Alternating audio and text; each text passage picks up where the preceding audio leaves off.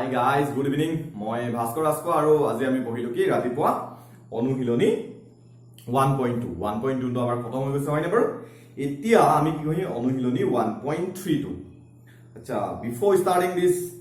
exercise অনুশীলনী 1.3 টো খতম কৰাৰ আগতে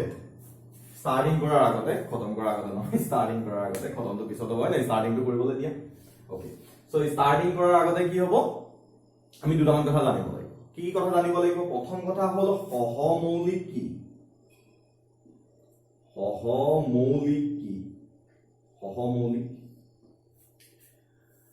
দুটা সংখ্যা সহমৌলিক কি যে দুটা সংখ্যা তোমাক দিয়া আছে 2 আৰু 3 এতিয়া ইয়াৰ 2 ৰ উৎপাদক হৈ গল 1 আৰু 2 আৰু 3 ৰ উৎপাদক হৈ গল 1 আৰু 3 হয়নে বাৰু তেনে ধৰণে বেলেগ দুটা সংখ্যা 8 আৰু 7 8 ৰ উৎপাদক হৈ গল 1 2 4 8 আৰু 7 ৰ উৎপাদক হৈ গল 1 আৰু 7 ঠিকে আছে এটা ভালদৰে লক্ষ্য কৰা এই সংখ্যাটোৰ উৎপাদকবোৰ আৰু এই সংখ্যাটোৰ উৎপাদকবোৰ ভালদৰে লক্ষ্য কৰাচোন অকল কি দেখিবা কমন তুমি অনলি 1 হে কমন আছে হয়নে বাৰু 1 হে কমন আছে বাকি সংখ্যাবোৰৰ কমন একো নাই বাকি কোনো উৎপাদকৰ কমন নাই ইয়াতো একে ধৰণে কি আছে 1 আৰু 1 হে কমন আছে বাকি কোনো ধৰণৰ উৎপাদকৰ ইহঁতৰ মাজত সাধাৰণ উৎপাদক ইহঁতৰ মাজত নাই 2 আৰু 3 ৰ মাজত কোনো সাধাৰণ উৎপাদক নাই 8 আৰু 7 ৰ মাজত কোনো সাধাৰণ উৎপাদক নাই তেতিয়াহলে আমি কি বুলি কম যে 8 আৰু 7 ক আমি সহমৌলিক বুলি কম 8 আৰু 7 ক আমি কি বুলি কম সহমৌলিক বুলি কম সিমিলাৰলি আমি 2 আৰু 3 কি বুলি কম সহমৌলিক বুলি কম ঠিকে আছে নে এই কথাটো কিয় জানিব লগা হ'ল এই কথাটো আমি কিয় জানিব লগা হ'ল আমি যেতিয়া অলপ পাছত আমি কিছুমান কোৱেশ্চন কৰিম তাৰ আমি দেখা পাম যে সহমৌলিক ঠিক আছে সহমৌলিকটো বুজি পাইছা তেতিয়া মানে ইয়াৰ পিছতে আমাৰ এটা উপপাদ্য আছে উপপাদ্য 1 মিনিট উপপাদ্য 1 কিমান আছিল এটো 3 আছে উপপাদ্য 1.32 1.3 উপপাদ্যত কি বুলি কৈছে যদি তোমাৰ ওচৰত এটা মৌলিক সংখ্যা p আছে তোমাৰ ওচৰত p নামৰ এটা মৌলিক সংখ্যা আছে আৰু a স্কয়াৰক p ৰে হৰণ কৰিব পাৰা তুমি তোমাৰ ওচৰত এটা মৌলিক সংখ্যা p আছে আৰু a স্কয়াৰ যিটো সংখ্যা a স্কয়াৰ কৰিলে যিটো ভ্যালু হ'ব সেই ভ্যালুটো তুমি p ৰে হৰণ কৰিব পাৰা মানে p ৰে হৰণ যায় এটা আমি উদাহৰণ স্বৰূপে ধৰি লওঁ एग्जांपलটো ধৰি লওঁ কি যে তোমাৰ ওচৰত এটা মৌলিক সংখ্যা 2 আছে তোমাৰ ওচৰত এটা মৌলিক সংখ্যা কি আছে 2 আছে এতিয়া তুমি কি কৰিব পাৰা 4 স্কয়াৰক 2 ৰে হৰণ কৰিব পাৰা নে পাৰো বলে 4 স্কয়াৰ কৰিলা 16 হ'ল এটা 16ক 2 ৰে হৰণ যায় নে নাযায় 16ক তুমি 2 ৰে 16ক হৰণ কৰিব পাৰিবা নে পাৰি হয়নে এতিয়া যদি 16ক 2 ৰে তুমি হৰণ কৰিব পাৰা তেতিয়ালে কি কৰিব পাৰিবা 4কো তুমি 2 ৰে হৰণ কৰিব পাৰিবা হয়নে বাৰু 2 ৰে 4 হৰণ কৰিব পৰা যায় নে আচ্ছা বেলেগ এটা एग्जांपल লও আৰু এটা লও তোমাৰ ওচৰত এটা সংখ্যা মৌলিক সংখ্যা 3 আছে তুমি কি কৰিব পাৰা 9 স্কয়াৰ কৰিলে যেটো ভ্যালু হ'ব তাক তুমি হৰণ কৰিব পাৰা এটা 3 ৰে তুমি 81ক হৰণ কৰিব পাৰা 3 ৰে তুমি 81ক হৰণ কৰিব পাৰা পাৰোনে বাৰু পাৰো যদি 3 ৰে 81ক হৰণ কৰিব পৰা যায় তেতিয়ালে 3 ৰে 9ক হৰণ কৰিব পৰা যাব হয়নে বাৰু 3 ৰে 9ক হৰণ কৰিব পৰা যায় নে যায় বুজি পাইছা কথাটো হেতুৱে হৈছে এটো উৎপাদক আমাৰ যেটো উপপাদ্য আমাৰ যেটো উৎপাদক মানে উপপাদ্য যেটো 1.3 উপপাদ্য 1.3 আমাক কি বুলি কৈছে যদি তুমি p ৰে a স্কয়াৰক হৰণ কৰিব পাৰা এতিয়া a স্কয়াৰ কৰিলেটো a স্কয়াৰ থাকিব ধৰা আমি 4 স্কয়াৰ কৰিছো 16 হৈ গল 9 স্কয়াৰ কৰিলে 81 হৈ গল এতিয়া a স্কয়াৰ কৰিলে কিবা পাম নেকি আমি নাপাম a স্কয়াৰ পাম গতিকে তেনেকৈ ৰাখিছো p ৰে যদি a স্কয়াৰ হৰণ কৰিব পাৰা তেতিয়ালে তুমি কি হ'ব p ৰে a কো হৰণ কৰিব পাৰিবা যেনে ধৰণে কি বুলি কৈছে যে 2 ৰে যদি 16ক হৰণ কৰিব পাৰা মানে 4 স্কয়াৰক হৰণ 16 মানে কি 4 স্কয়াৰ 2 ৰে যদি 4 স্কয়াৰ হৰণ কৰিব পাৰা 2 ৰে 4কো হৰণ কৰিব পাৰিবা হয়নে বাৰু 3 ৰে যদি 9 স্কয়াৰ হৰণ কৰিব পাৰা 9 স্কয়াৰ মানে কি 81 গতিকে 3 ৰে যদি 81ক মানে 9 স্কয়াৰ যদি হৰণ কৰিব পাৰা 3 ৰে 9কো হৰণ কৰিব পাৰিবা বুজি পাইছা কথাটো গতিকে উপপাদ্য 1.3 মতে কি বুলি কৈছে যদি আমি p ৰে a স্কয়াৰক হৰণ কৰিব পাৰো তেতিয়া p ৰে a কো হৰণ কৰিব পৰা যাব বুজি পাইছানে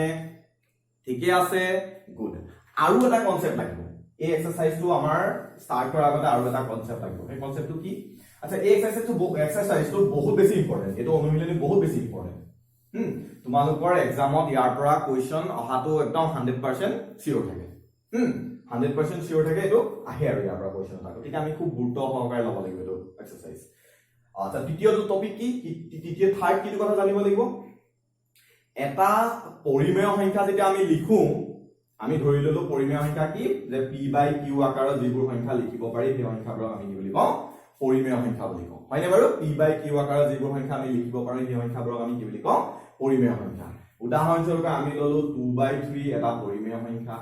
4/6 u এটা পৰিমেয় সংখ্যা 8/10 u এটা পৰিমেয় সংখ্যা কিন্তু এইটো পৰিমেয় সংখ্যা আৰু এই দুটাৰ পৰিমেয় সংখ্যাৰ মাজত এটা পাৰ্থক্য আছে পাৰ্থক্যটো কি যে এই পৰিমেয় সংখ্যাটো ষ্টেণ্ডাৰ্ড ফৰ্মত আছে প্ৰমাণিক বা প্ৰামাণিক ৰূপত আছে কি ৰূপত আছে প্ৰামাণিক ৰূপত আছে ষ্টেণ্ডাৰ্ড ফৰ্ম হৈ আছে কিন্তু ইহঁত দুটা ষ্টেণ্ডাৰ্ড ফৰ্মত নাই প্ৰামাণিক ৰূপত নাই কেনেকৈ কলো মই প্ৰামাণিক ৰূপ মানে কি তেতিয়া হলে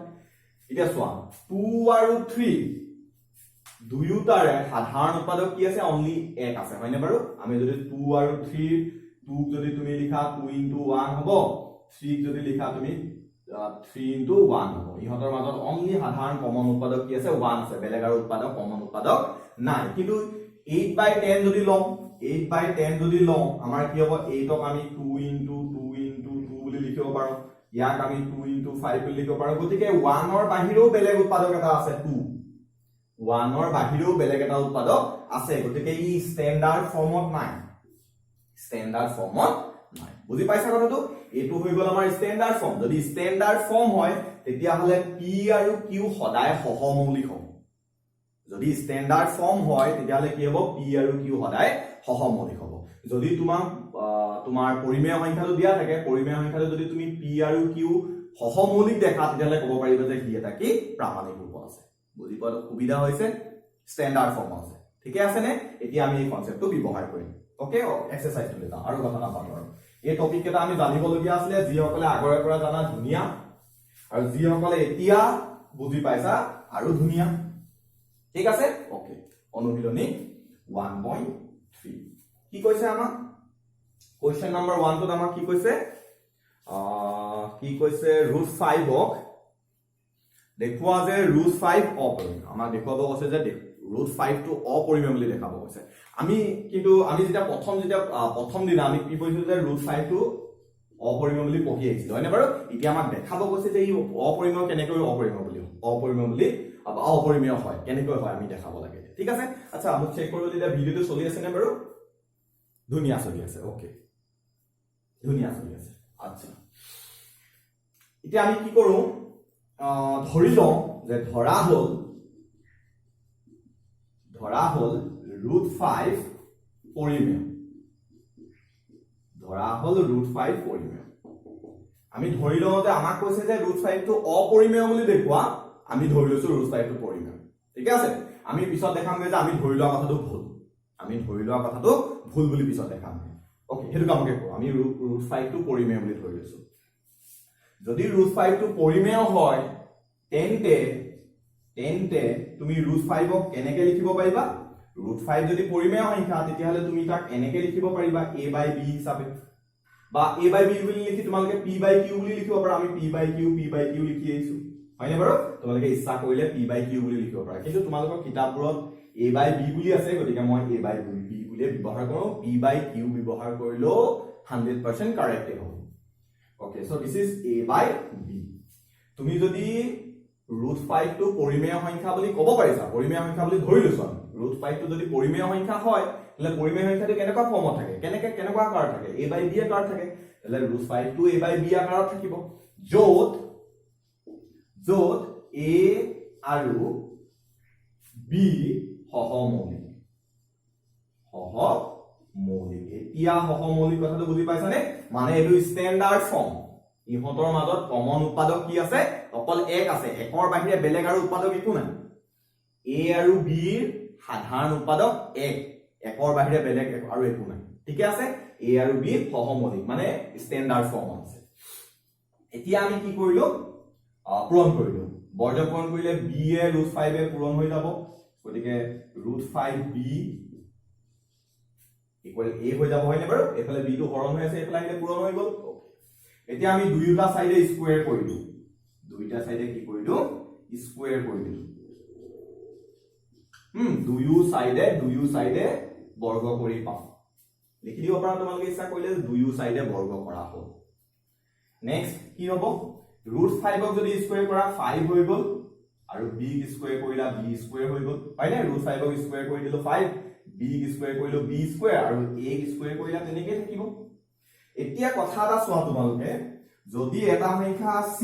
6 ক 2 * 3 বুলি যদি লিখিব পাৰিছো তেতিয়া হলে মই ক'ব পাৰো যে কি 6 ক 2 ৰে হৰণ কৰিব পাৰি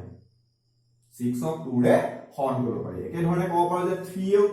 6 ক হৰণ কৰিব পাৰি পাৰিনে যদি এটা সংখ্যা কিবা এটা পূৰণ কিবা এটা বুলি দেখাব পাৰিছা তেতিয়া হলে কি কৰিব পাৰিবা হিমতে তাক হৰণ কৰিব পাৰিবা 6 ক মই 2 পূৰণ 3 বুলি দেখাব পাৰিছো তেতিয়া হলে কি হ'ব 2 ৰে 6 ক হৰণ কৰিব পাৰিম বুলি ক'ব পাৰিম বা 2 ৰে 6 বিভাজ্য 2 ৰে 6 বিভাজ্য বুলি ক'ব পাৰিম এতিয়া চোৱা ওকে মই ওপৰত লিখিছো একদম ধুনীয়াকৈ বুজি যাবা কোনো অসুবিধা নাই ইয়াৰ পৰা কোৱেশ্চন এটা অহাটো খাতাম সিওৰ গতিকে আমি এই কথাটো ভালকে জানিব লাগিব মই ওপৰত লিখিছো আচ্ছা মই a স্কয়াৰ টো এফালে লিখিলো আৰু 5 * b স্কয়াৰ টো এফালে লিখিলো এতিয়া মই যে কৈছো 6 = 2 * 3 বুলি ইয়াতে একেটা হৈ আছে নে a square = 5 * b square 5b square ইয়াৰ অৰ্থ কি 5 * b স্কয়াৰ মানে a স্কয়াৰক 5 পূৰণ কিবা এটা বুলি লিখিব পাৰিছা যদি 6 ক মই 2 পূৰণ 3 বুলি লিখিব পাৰো তেতিয়া ক'ব পাৰো যে কি 6 ৰে 2 হৰণ কৰিব পৰা যায় অৰ্থাৎ 6 2 ৰে বিভাজ্য তেনেদৰে a স্কয়াৰ যদি 5 * b স্কয়াৰ বুলি লিখিব পাৰিছো তেতিয়া মই ক'ব পাৰিম কি যে a স্কয়াৰ 5 ৰে বিভাজ্য বুলি ক'ব পাৰিম নে বাৰু 5 ৰে বিভাজ্য ক'ব পাৰিম নে বাৰু a স্কয়াৰ = 5 * b স্কয়াৰ ইয়াৰ অৰ্থ কি যে a স্কয়াৰক তুমি 5 ৰে হৰণ কৰিব পাৰিছা এই কথাটো তোমালোকে ইয়াৰ লগত তুলনা কৰা বুজি পাইছা ওকে ধুনিয়া ইয়াৰ পিছৰ লাইন এতিয়া হে উপপাদ্য 1.3 টো ব্যৱহাৰ কৰিম আমি a স্কয়াৰক যদি 5 ৰে বিভাজ্য হয় তেতিয়া হলে কি হ'ব a 5 ৰে বিভাজ্য হ'বনে কি বুলি কৈছিলো উপপাদ্যটো যে p স্কয়াৰক যদি p ৰে যদি a স্কয়াৰক হৰণ কৰিব পাৰা তেতিয়া হলে p ৰে a কো হৰণ কৰিব পাৰিবা p ৰে যদি a স্কয়াৰক হৰণ কৰিব পৰা যায় তেতিয়া হলে p ৰে a কো হৰণ কৰিব পৰা যাব 5 ৰে যদি a স্কয়াৰক হৰণ কৰিব পৰা যায় 5 ৰে a কো হৰণ কৰিব পৰা যাব বুজি পাইছা ধুনিয়া ওকে যদি কিবা অসুবিধা আছে কমেন্ট বক্সত লিখা বুজি নাই পোৱা যে স্যাৰ বুজি নাই পোৱা ওকে আমি একেলগে কৰিম কোনো অসুবিধা নাই বাৰে বাৰে বুজি মোস্ট ইম্পৰ্টেন্ট টপিক এটো এটা আমাৰ মেথছৰ ওকে নাও a যদি 5 ৰে আমি কি বুলি গম পালো যে a 5 ৰে বিভাজ্য এটো কি উপপাদ্য 1.32 উপপাদ্য 1.32 ইয়াত ব্যৱহাৰ হৈছে হয়নে বাৰু এতিয়া a যদি 5 ৰে বিভাজ্য আমি ধৰি লওঁ যে ধৰা হল আচ্ছা এটো আমি নাম্বাৰ 1 দি থলো এটো আমি নাম্বাৰ 1 কৰি থলো ধৰা হল a = 5 * c a 5 ৰে বিভাজ্য মানে a তুমি 5 ৰে হৰণ কৰিব পাৰা অৰ্থাৎ 5 ৰ লগত কিবা এটা পূৰণ কৰিলে তুমি a পাবা হয় নে নহয় a যদি 5 ৰে হৰণ যায় তেতিয়ালে 5 ৰ লগত কিবা এটা পূৰণ কৰিলে তুমি কি পাবা a পাবা গতিকে ধৰি ললো 5 ৰ লগত c পূৰণ কৰিলে তুমি a পাবা a = 5 * c যত c যিকোনো অখণ্ড সংখ্যা যত c যিকোনো অখণ্ড সংখ্যা যিকোনো অখণ্ড ধুনিয়া যত c যিকোনো অখণ্ড এতিয়া 1 ত তোমালোকে কি কৰি দিয়া এই a ভ্যালুটো বহাই দিয়াছোন এতিয়া 1 ত আমি কি কৰি দিও a ভ্যালুটো বহাই দিও 1 ৰ পৰা আমি 1 যেটো সমীকৰণ 1 ধৰি লৈছিলো তাত a ভ্যালুটো বহাই দিয়া কিমান হ'ব a ভ্যালুটো স্কয়াৰ আছে গতিকে 5c স্কয়াৰ হ'ল ইকুৱেল 5b স্কয়াৰ হ'ল এতিয়া 5 ক যদি স্কয়াৰ কৰা 25 c স্কয়াৰ কৰিলা c স্কয়াৰ 5b স্কয়াৰ হয়নে বাৰু ধুনিয়া ওকে ওপৰৰ কথাখিনি মই মচি দিব পাৰো এই টপিক এই লাইন দুটা আমাৰ কাৰণে ইম্পৰ্টেন্ট এই লাইন দুটা আমি ব্যৱহাৰ কৰিম ভালদৰে তোমালোকে লিখি ললা স্ক্ৰিনশ্বট কৰি লোৱা মোক ভিডিওটো হৈ আছে না চাবলৈ দিয়া ওকে ধুনিয়া হৈ আছে ওকে সো মই মচি দিছো এই দুটা লাইন আমি আকৌ ব্যৱহাৰ কৰিম মই মুখেৰে কম তোমালোকে বহিখন লিখি লোৱা ওকে এতিয়া কি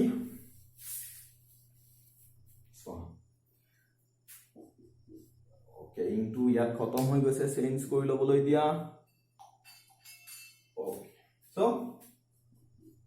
কি হৈ গল 20 এফলা 5 টো ইয়াত পূৰণ হৈ আছে এফলা এটা হৰণ হৈ আহিব নে 25c square by 5 is equal to b square হয়নে বাৰু মই b স্কয়াৰ টো বাওঁফালে লিখিলো বাকিখিনি সোঁফালে লিখো 5 এৰে যদি 25 কাটি দিয়া 5 হৈ গল গতিকে 5c স্কয়াৰ টো মই সোঁফালে লিখিলো বুজি পাইছা এতিয়া চোৱা আগৰ a স্কয়াৰ নিচিনা হৈ থাকিলে নে b স্কয়াৰক তুমি 5 ইনটু c স্কয়াৰ বুলি লিখিব পাৰিছা তেতিয়ালে কি লিখিব পাৰিবা তুমি যে b স্কয়াৰ 5 এৰে বিভাজ্য b স্কয়াৰ 5 এৰে বিভাজ্য হয়নে বাৰু b স্কয়াৰ 5 এৰে বিভাজ্য কি কাৰণে ক'ব পাৰিলে যে b square equal 5 into c square b square তুমি 5 পূৰণ c স্কয়াৰ বুলি লিখিব পাৰিছা ইয়াৰ অৰ্থ কি যে b স্কয়াৰ তুমি 5 এৰে হৰণ কৰিব পাৰিবা এটোকে লিখিলো যে b স্কয়াৰ 5 এৰে বিভাজ্য এতিয়া আকৌ উপপাদ্য 1.3 টো আমি কি কৰিম ব্যৱহাৰ কৰিম 1.3 কি আকৌ একে ধৰণে লিখিব পাৰোনে বাৰু যেটো a স্কয়াৰ কাৰণে লিখি আছিলো কি যে b স্কয়াৰ যদি 5 এৰে বিভাজ্য b 5 এৰে বিভাজ্য হ'ব b 5 এৰে বিভাজ্য হ'ব হয়নে বাৰু হবনে বাৰু b 5 এৰে বিভাজ্য হ'ব আচ্ছা এতিয়া আমাৰ ভুল ইয়াতে হৈ গল যে আমি কি বুলি ধৰি লৈছিলো a আৰু b সহমৌলিক অৰ্থাৎ a আৰু b একমাত্ৰ 1 এৰেহে হৰণ কৰিব পাৰিবা বেলেগ কোনো সংখ্যাৰে হৰণ কৰিব নোৱাৰা এতিয়া আমি কি দেখিলো যে a তুমি 5 এৰে হৰণ কৰিব পাৰা b কো 5 এৰে হৰণ কৰিব পাৰা বাহ এটো কি হৈ গল ভুল হৈ গল না বাৰু এটোই ভুল হৈ গল দেখা গল যে a আৰু b উভয়কে তুমি মানে দুইটাকে কি কৰিব পাৰা 5 এৰে বিভাজ্য a আৰু b উভয়ে বুলি লিখা উভয়কে বুলি নেকি উভয়ে বুলি লিখা উভয়ে 5 এৰে বিভাজ্য উভয়ে 5 এৰে বিভাজ্য বুজি পাইছা a আৰু b উভয়ে 5 এৰে বিভাজ্য ই কি কৰিছে a আৰু b সহমৌলিক বুলি যে আমি ধৰি আহিছিলো সহমৌলিক বুলি লোৱা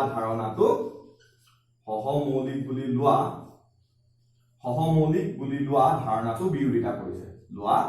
ধাৰণাটো কি কৰিছে বিৰোধিতা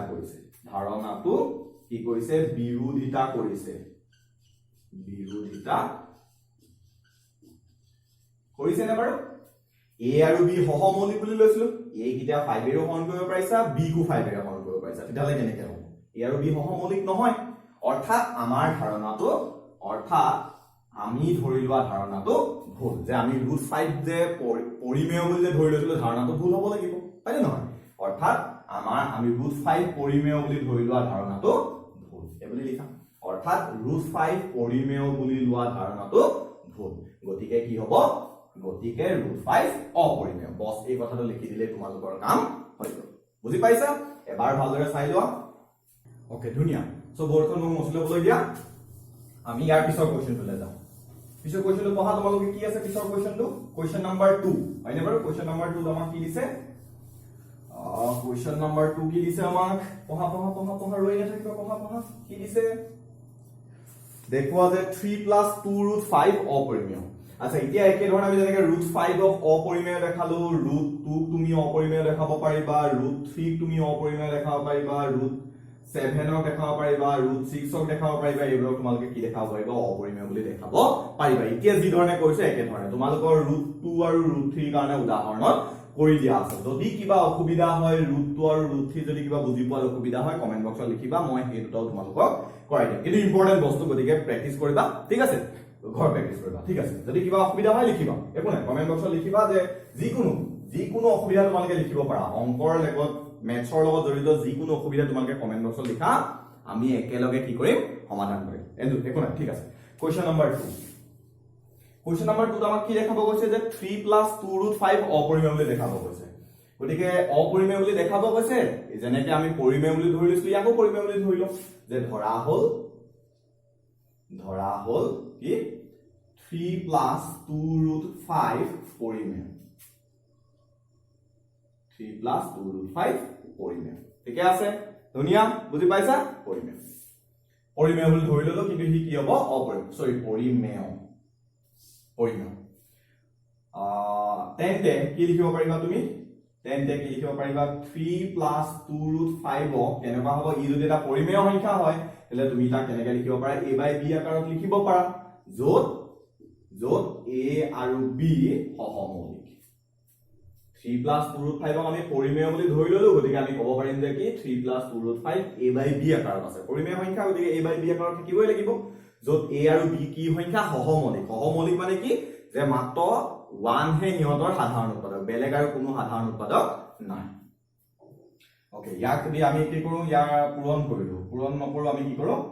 3 টো টু সাইডে লৈ যাও 2√5 = কি হ'ব a/b 3 টো ইফালে গুচি গ'ল -3 হৈ গুচি গ'ল হয়নে বাৰু 2√5 আমি যদি ইয়াত b লকাগু লওঁ b হ'ল a - b * 3 3b হ'ল এতিয়া 2 টো এফালে পূৰণ হৈ আছে হিফালে লৈ গলে হৰণ হৈ যাব গতিকে √5 = কি হৈ যাব a - 3b / 2b ঠিক আছে 2 টো এফালে পূৰণ হৈছে হিফালে গুচি গল হৰণ হৈ গুচি গল মানে b লগত পূৰণ হৈ যাব হয়নে এই বস্তুটো যদি ইয়াৰ পৰা ইয়ালে যায় ইয়ালে কি হৈ যাব পূৰণ হৈ যাব 2 টো ইয়াত পূৰণ হৈছে হিফালে গুচি গলে হৰণ হৈ গুচি যাব ঠিক আছে গতিকে √5 ক আমি এনেকৈ দেখাব পাৰিম এতিয়া চোৱা এতিয়া যদি ইয়াত আমি ab কি বুলি কৈছিলো সহমৌলিক বুলি কৈছো এতিয়া a ৰ যিকোনো মান বহুৱা তুমি b ৰ যিকোনো মান বহুৱা সহমৌলিক হয়নে a আৰু b ৰ যিকোনো মানৰ বাবে যিকোনো অখণ্ড মানৰ বাবে তুমি কি বুলি ক'ব পাৰিবা এই বস্তুটো এটা পৰিমেয় সংখ্যা হ'ব a আৰু b ৰ যিকোনো মানৰ বাবে এতিয়া কি হ'ব এই বস্তুটো এটা পৰিমেয় সংখ্যা হ'ব a মান তুমি 1 বহুৱা b মান 2 বহুৱা a মান যদি আমি 1 বহাও -3 * b মান আমি 2 বহালো তেতিয়া হলে কি হ'ব b মান 2 বহাই দিলে কিমান হৈ গুচি যাব 1 - 3 * 2 6 হৈ গ'ল 6 - 5 আৰু 2 * 4 হ'ল না বাৰু ই এটা পৰিমেয় সংখ্যা সো a আৰু b ৰ যিকোনো মানৰ বাবে কি হ'ব a - 3b / 2b এটা পৰিমেয় সংখ্যা হ'ব ঠিকে আছে নে ঠিকে আছে এটা কি সংখ্যা হ'ব পৰিমেয় সংখ্যা যদি ই এটা পৰিমেয় সংখ্যা হয় ইয়াৰ অৰ্থ কি ইও এটা পৰিমেয় সংখ্যা কাৰণ a2 = যদি a2 হয় ই যদি পৰিমেয় সংখ্যা ইও পৰিমেয় সংখ্যা কিন্তু অলপ আগত প্ৰমাণ কৰি আহিছো যে ই অপৰিমেয় সংখ্যা ই এটা কি সংখ্যা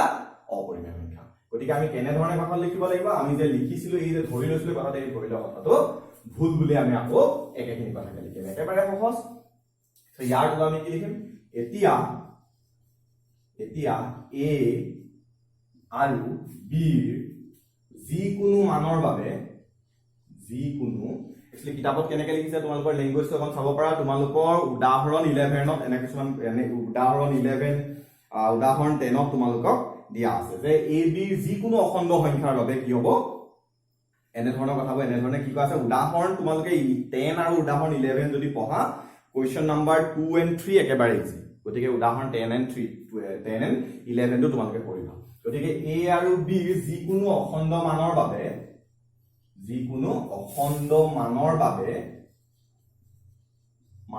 কি হ'ব এই বস্তুটো a - 3b / 2b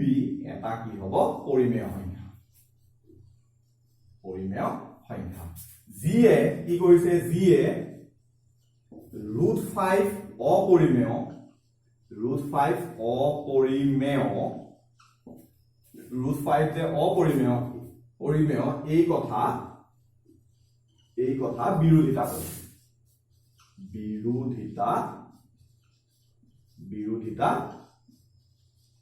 কৰিছে ধৰিব পাৰিছা বৰ্ডত তোমালোকে মই মুখেৰে কৈ গৈছো কি বুলি কৈছে এই বস্তুটো মচি দিছো কি বুলি কৈছে যে কি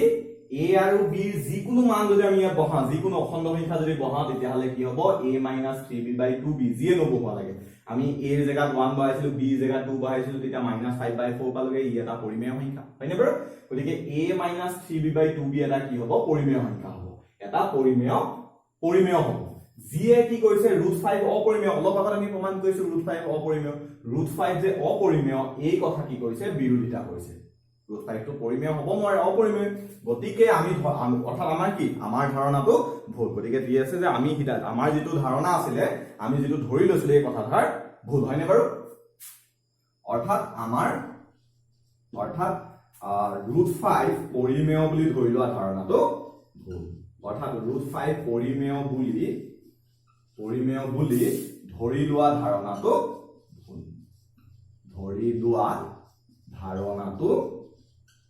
ভুল হয়নে এতেকে কি হ'ব √5 অপৰিমেয় সৰি √5 পৰিমেয় বুলি ধৰি লোৱা ধাৰণাটো ভুল নহয় √5 নহয় √5 ৰ জেগাত আমি কি লিখিম এই বস্তুটো লিখিম যে 3 + 2√5 এই বস্তুটো √5 নহয় যে 3 + 2√5 পৰিমেয় বুলি ধৰি লৈছিলে এই ধাৰণাটো আমাৰ ভুল এতেকে 3 + 2√5 এটা কি সংখ্যা অপৰিমেয় সংখ্যা বুজি পাইছা তোমালোকে ঠিকে আছে আমাক কৈছিলে কি 3 + 2√5 অপৰিমেয় বুলি দিব আমি ধৰি ললো পৰিমেয় বুলি যদি পৰিমেয় বুলি ধৰি লওঁ তেতিয়ালে হিয়তক আমি a/b আকাৰত লিখিব পাৰিম য'ত a আৰু b অখণ্ড হয় সৰি a আৰু b সহমৌলিক হয়নে এতিয়া আমি ক্যালকুলেশন কৰি পালোগে যে কি √5 = a - 3b/2b হয়নে বাৰু ইয়াত পাইছো এতিয়া a আৰু b যিকোনো মানৰ বাবে আমি যদি বহাও যিকোনো a আৰু b যিকোনো অখণ্ড মানৰ বাবে যদি ইয়াত a আৰু b মান বহাও তেতিয়া দেখিম যে ইয়াৰ ভ্যালুবোৰ কেনেকুৱা হ'ব